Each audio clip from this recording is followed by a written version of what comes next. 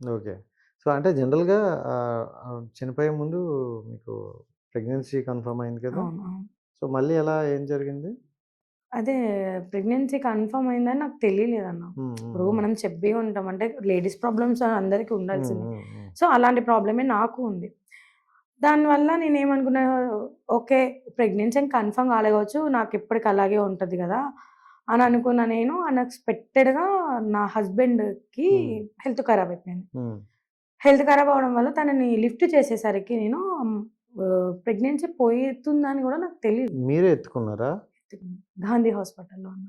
అంటే ఇంక అతను నడిచే ఆ సిట్యుయేషన్ గూడా లేరు. ఓకే. ఓపిక లేదు హ్మ్. తనకి. ఇక్కడ గాంధీ హాస్పిటలే. ఇక్కడ గాంధీ ఓకే. హాస్పిటల్‌లో హ్మ్. నేనొక్కదాన్నే ఉన్నా. 2000 19లో అనుకుంటన్నా. హ్మ్. 2019, 19లోనే. 19 అనుకుంటా మేబీ.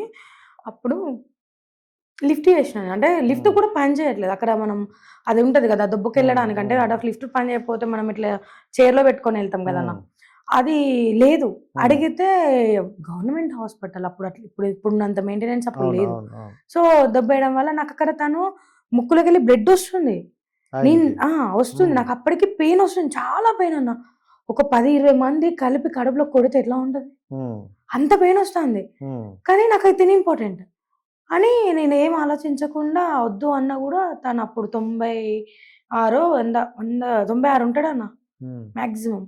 లేపి లేపి ఆరో